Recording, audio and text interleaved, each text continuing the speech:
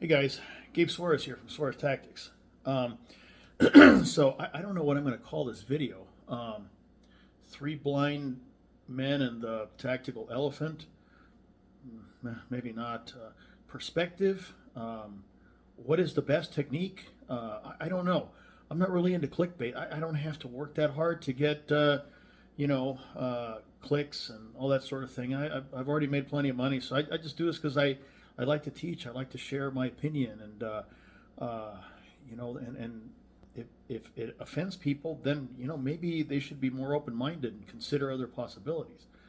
But anyway, this came about because a student sent me a video of some special forces guys, and they were talking about dump pouches and retaining magazines. Okay, and I thought, okay, that's kind of interesting. Now, I don't advocate throwing magazines away for a number of reasons. Yeah, I got ice on my hand. I got little chingazo from doing martial arts. But anyway, so I got some ice on it. But anyway, I don't advocate throwing magazines away. I don't. This is where the perspective comes in, and this is where the blind man and the elephant come in. The SF guys were saying that they never picked up magazines, they never retained magazines. When they were done, they just threw them away. Because, in their words, they had several mill vans full of magazines back at HQ. Okay, that's great.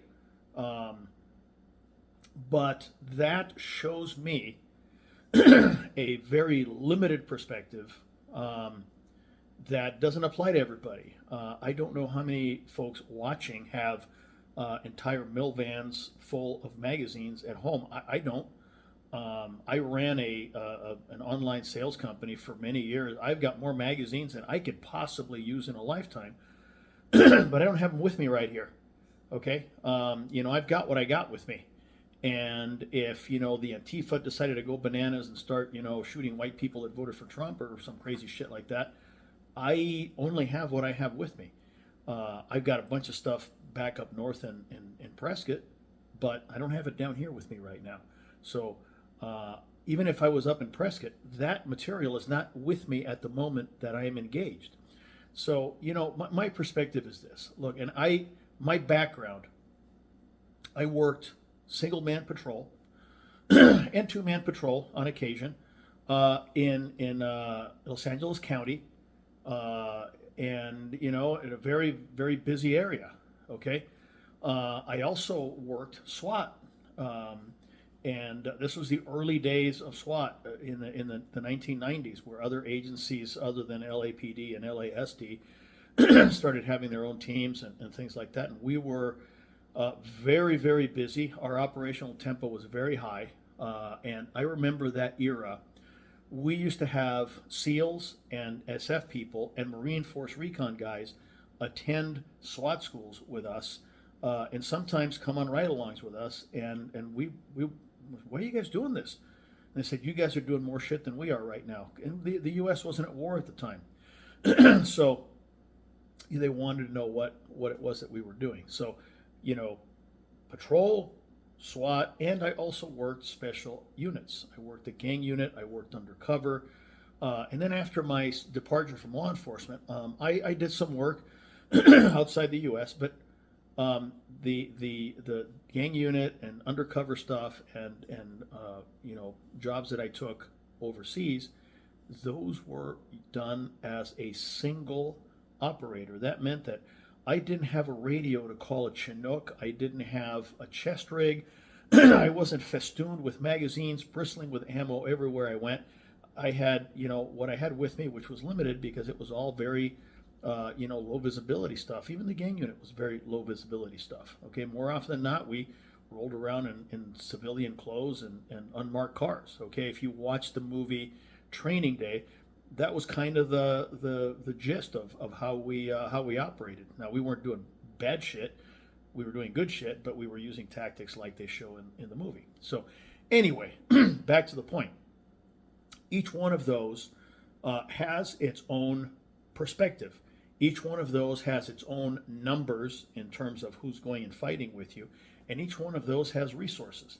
So the tactics that you would use as a two-man patrol unit are not the same as if you were kicking a door and you had 9 other steroid-abusing monsters with German machine guns backing you up. Okay, and neither of those were the same stuff as you would use if you were rolling around in civilian clothes as an undercover guy or something of that nature. Each one had its own limits and each one had its own resources, and you had to stay within those resources because you weren't going to get anything more. You weren't going to get anything else.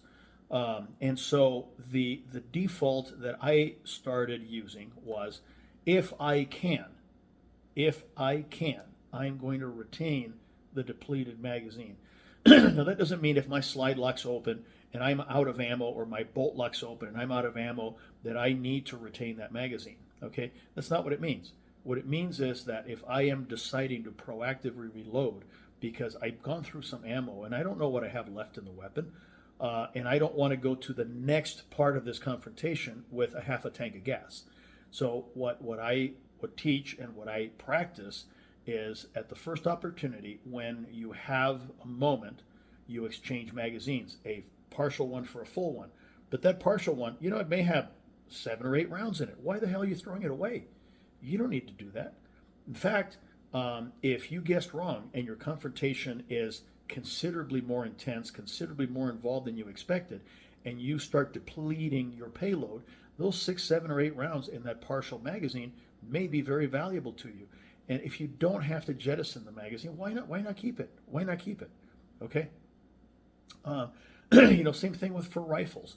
Now, it became very popular, to use dump pouches, and there's a whole history behind that. Much of it came from the era in Somalia, where this protracted gun battles that people started realizing, we're not going to get a whole lot of reinforcement. Another example would be the Benghazi debacle, where the Obama and Hillary turned their back on the American service people that were serving over there.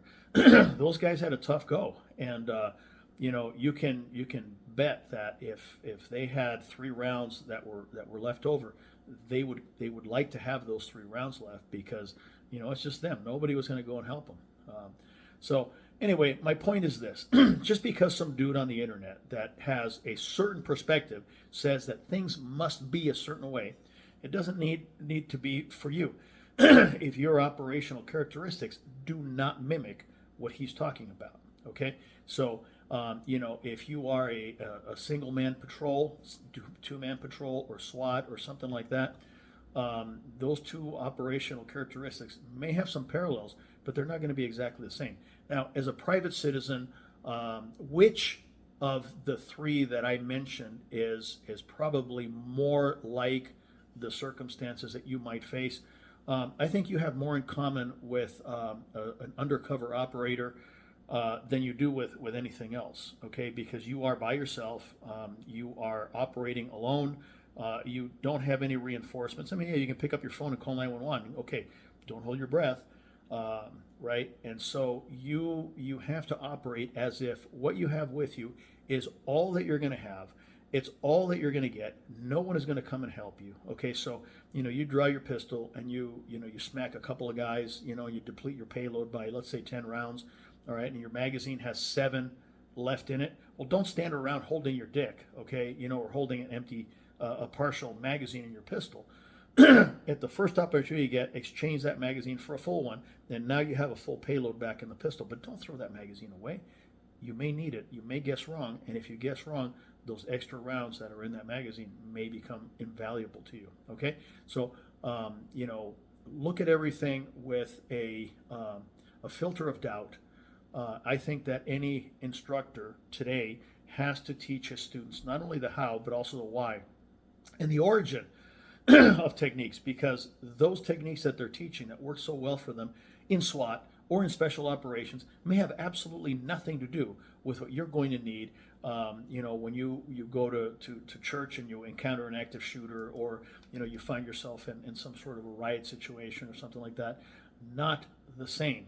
So, not the same techniques, not the same requirements. Okay? So, keep an open mind, keep an open perspective, and when you hear of a new technique, filter it and ask yourself, does this apply to me? Doesn't matter if the coolest guy on the fucking planet that walks on water and sits at the right hand of the Father came up with it. If it doesn't apply to you, it doesn't apply to you. Okay? All right. Peace out.